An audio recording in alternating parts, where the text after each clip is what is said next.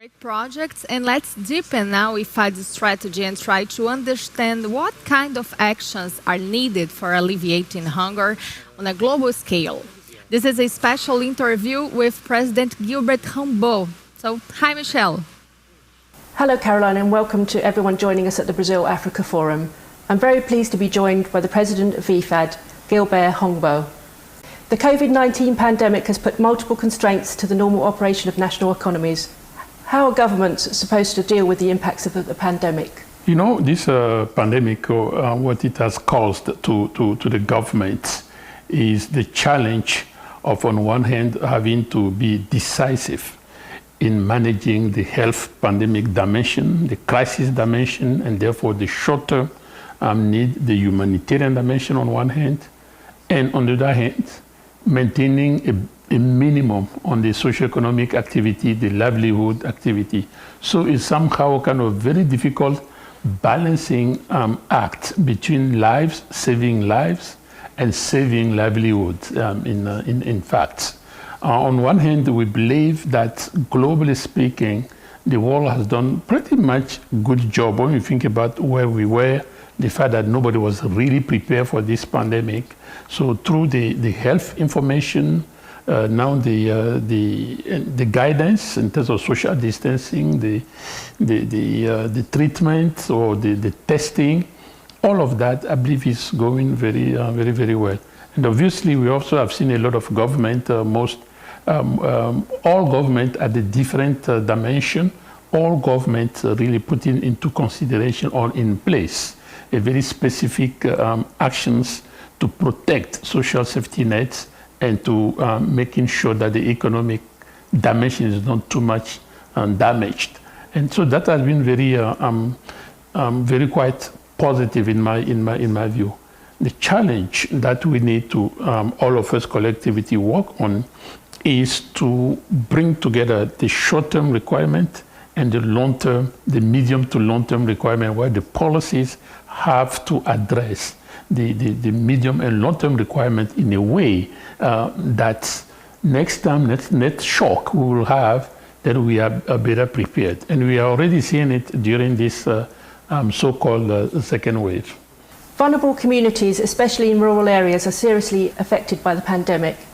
Social distancing forced the interruption of contacts in local markets and food producers, while the disease itself killed tens of thousands without proper access to quality healthcare. What should be done to protect rural communities? And will they leave this situation weaker than before? Yeah, I'm very much concerned as president of IFAD, the International Fund for Agricultural Development, or even on a personal note, I'm quite very much concerned about the impact COVID is having on the rural communities. And in places like Africa, in some places in Asia, the rural communities, the small-scale farmers, they produce 80% of the food. So you could imagine the impact that is having. So what is happening is that the cases may have not been dramatic in the rural communities, but the fact that the borders were shut down and the disruption of the whole value chain in the agriculture sector, the food sector, has hit hard the rural communities, which do not even have a basic social security or social protection. So they have quite been hitting very hard. That calls us to ensure that we don't forget the rural community in designing or implementing our global plan to respond to the COVID, be it from a health dimension or a social and economic dimension.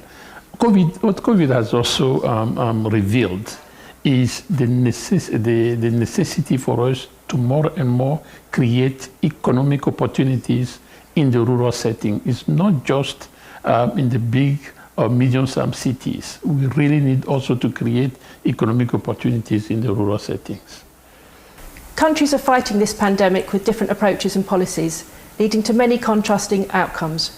What were the main lessons that the international community learned from these different approaches? Yeah, that has been quite fascinating. Of course, naturally, each country has gone in a way of acting in solo, closing borders, talking to others, but acting alone. But clearly, what COVID has demonstrated that in face of a global pandemic, you need a global response. That is a need for a much more cooperation, a much more collaboration between countries in the region and even a global perspective. Let's face it, we know that the impact is global. Last week, again, the IMF Managing Director, Kristalina Georgieva, was reminding us during the development committee that IMF expect a 4.4% downturn in the global economy, although it might be picking up next year. So what I mean here is that the negative impact, we all are facing it. So it is important that from health to the economic recovery, we act globally. A typical example is when everything comes to stop. When producers cannot have access to seeds or access to fertilizers, particularly in low-income countries where we do not have strong institutions, is only by bringing together both the different actors in this whole value chain, and which can imply different sector and or different countries at the regional level. So that coordination is essential. It's going to be the same with when the vaccine will be available. We know that, thank God, a lot of countries are already getting ready to produce the vaccine once the vaccine will be ready. So under the great work that WHO is also doing. So, but here again is only at the international cooperation level that we can make sure that every single citizen has access to the vaccine when it becomes available, and that nobody is left behind. What has IFAD identified as good practices in overcoming COVID-19? And how can these be replicated and scaled up in other parts of the organisation?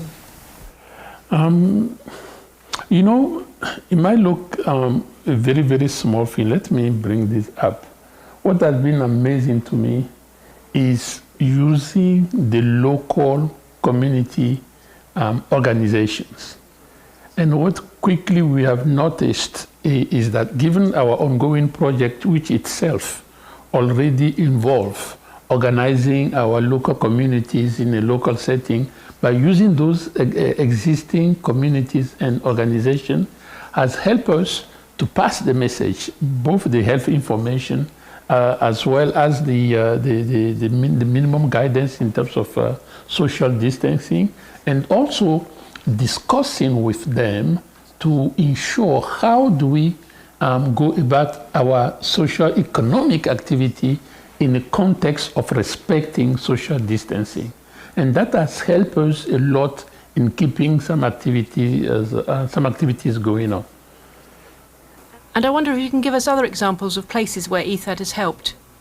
Oh, there's a lot of examples what IFAD has been doing. I can give you an example in El Salvador or in Senegal, or in India. I mean, we as I'm speaking to you, we have about 100 projects in close to 70 countries where we have received requests to really repurpose the ongoing activity in a way to help the countries to better respond to the socio-economic impact of the COVID. It's important to say that IFAD is not intervening on the humanitarian dimension, but on the impact from the socio-economic viewpoint, namely for our small-scale producers. So we have been working with the government in a way for us to make sure that we can repurpose those activities. And what we're doing, it varies. In some countries is to help them having access to seed because everybody come to a standstill. Or in Brazil, for example, where we put the community we are working with, we organize them to link up with a platform that the UN Compact has established, and therefore they can create a market for them for their product through that platform.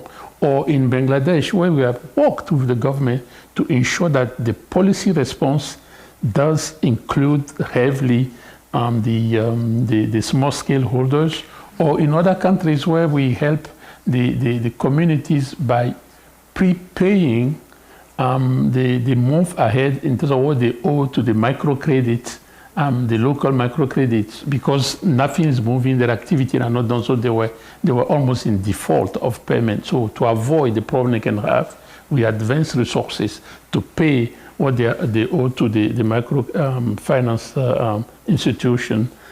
So it varies at the point of help, but it's gratifying to see that IFAD can respond to such a variety of needs in so many countries. IFAD is a key player in the promotion of rural development at a global level, which entails responsibilities of many natures. How has IFAD's agenda adapted to this new challenge? And what initiatives have been developed by the organisation to overcome this pandemic, as well as to prepare for the future challenges of a similar nature? No, I wouldn't say that IFAD is contributing to overcoming the pandemic, given that we are not in the health sector. We leave that to others that are the health as part of their mandate. But where we have been focusing is on this, as I mentioned earlier, on the socio-economic dimension.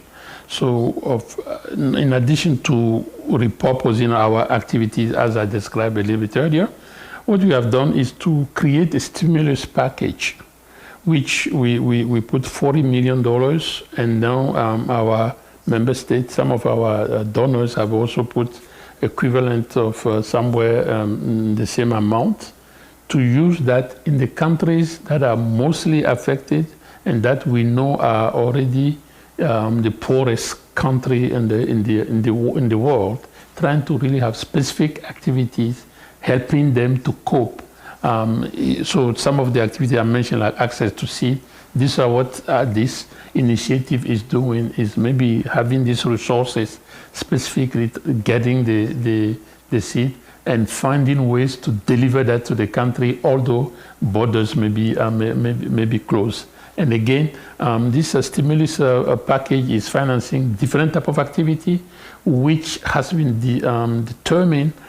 decided on by discussing with the government and making sure that the government is in the driver's seat, and also by working with the rest of our UN colleagues on the ground. Brazil has an important history in conciliating large-scale agribusiness and smallholder farming, leading to an institutional and legal framework that manages to defend the rights of small-scale producers. What is the possibility, and what should we do better to achieve this in other regions of the world, to increase productivity, generate jobs and improve food security? Sometimes people see the commercial farming as against or in opposition to small-scale farming. And I want to argue that they are in fact complementary on that. To answer your question, what could be done, and I know very well that Brazil is quite very well advanced in that. So, and this is one of what this forum, the forum, Brazil-Africa Forum, is also trying to achieve. One is through this South-South cooperation, trying to see, okay, how the experience from Brazil can be profitable and usable by others, and vice versa. What are the experience in others, be it in Africa, be it in Asia, or within the region in Latin America, can also be profitable to Brazil and Brazil farmers. So one is through the South-South cooperations.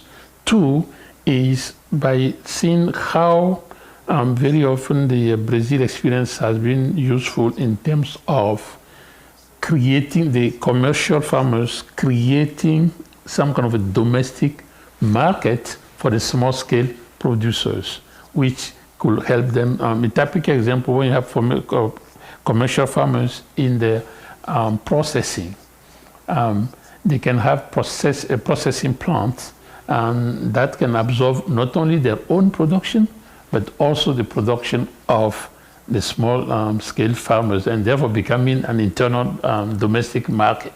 There's a lot and I think the forum, the Brazil-Africa Forum, is a very good vehicle to help us really disseminating this positive experience that we know Brazil has had for many years now. And finally, to the people watching here today, what message would you like to give to them? First of all, it's clearly that we all are right now focusing on the pandemic, on the crisis. So my thought to all those that have lost some of the family members, or those that have gone through it and survived it, my special thought to them. And I do think that while we all say that the day after is not going to be the same norm, still that I'm very, very hopeful. Of course, we will overcome that. The most important thing is how are we, or can we be better prepared to face the next shock?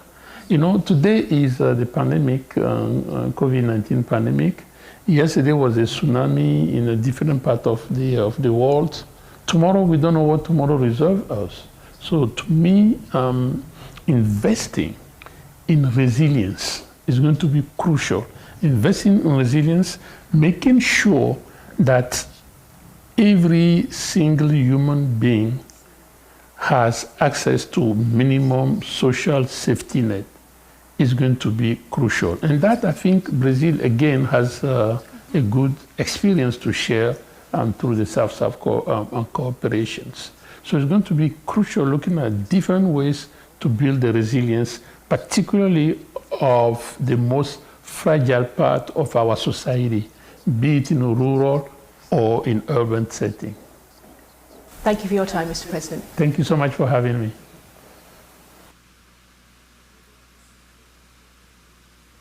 Thank you to IFAD for these amazing interviews, President Houngbo, and also Michelle for conducting this special interview.